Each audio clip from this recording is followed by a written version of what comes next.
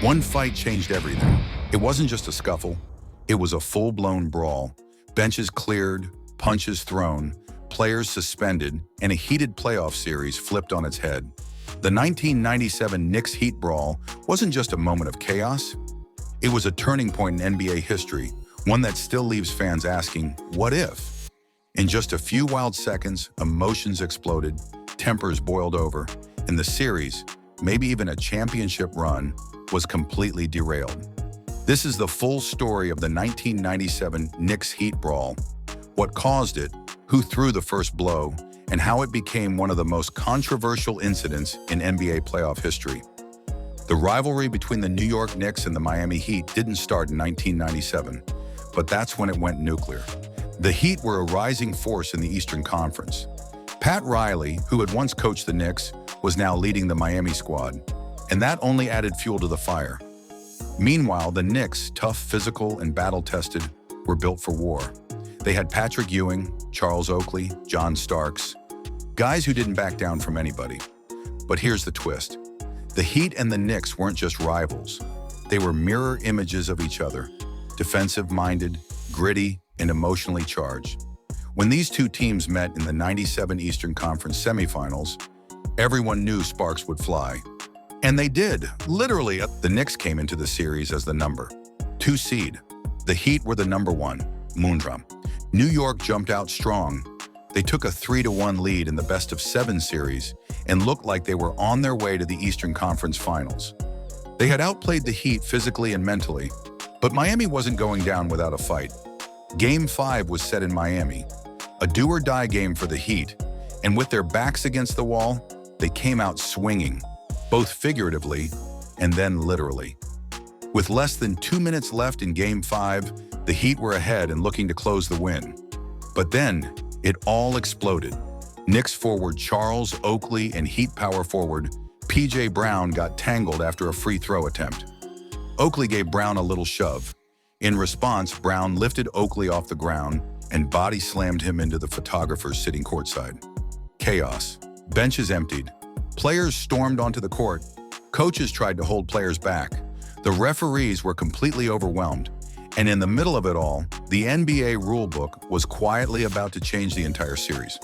Because here's what a lot of fans didn't realize at the time. The NBA had a strict rule that said any player who leaves the bench during an on-court altercation is subject to automatic suspension. And guess what? Almost every key Knicks player left the bench during the brawl. After the game, the NBA launched an investigation. The league office reviewed the tapes, and what they saw changed everything.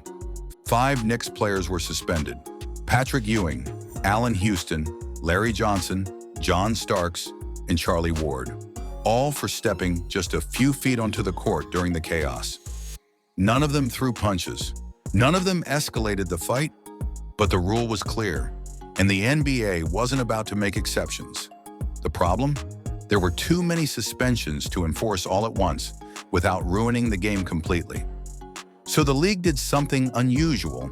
They staggered the punishments. Ewing, Houston, and Ward were suspended for Game 6. Starks and Johnson were suspended for Game 7, if it was necessary. This decision sparked outrage. Fans, players, and media figures argued that the NBA was punishing the Knicks too harshly.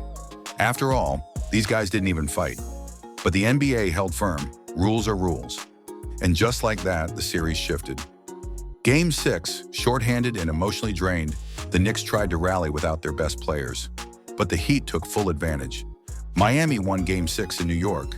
Game 7, again, the Knicks were shorthanded due to the staggered suspensions. This time, Starks and Johnson were out. The Heat, fully loaded, sealed the deal and won the series. The Knicks had gone from a 3-1 lead to a 4-3 series loss, all because of a single outburst, a single shove, and a rule that few had paid attention to until it was enforced with full power. The Knicks were furious, their fans were heartbroken, and just like that, their championship hopes were gone. The fallout from the 1997 brawl was massive. For the Knicks, it was one of the most painful playoff collapses in franchise history. A team that had the upper hand lost everything in the blink of an eye. For the Heat, it was vindication. Pat Riley had beaten his former team, but the win came with an asterisk in the eyes of many. The NBA, meanwhile, doubled down on its no-tolerance stance. The rule about leaving the bench during a fight became one of the most feared in the league. Coaches started drilling it into players' heads. Stay put, no matter what. And as for the rivalry, oh, it only got hotter. Over the next several years, the Knicks and Heat would meet in the playoffs 4 years in a row from 1997 to 2000. Every single series went the distance, and every single one was physical, nasty, and personal.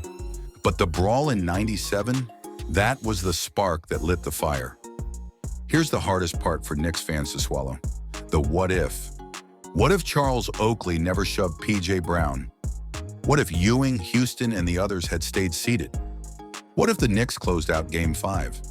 They were that close to advancing to the Eastern Conference Finals.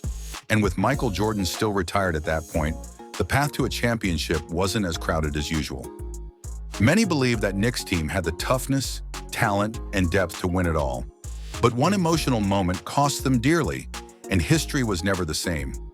Even players on that team years later admitted they felt robbed, not by the Heat, but by the suspensions. Rules are rules, but heartbreak is heartbreak. The 1997 Knicks-Heat Brawl didn't just impact that series, it changed the way the NBA handled player discipline. It became the go-to example of how a seemingly small rule, like stepping 1 foot off the bench, can have massive consequences.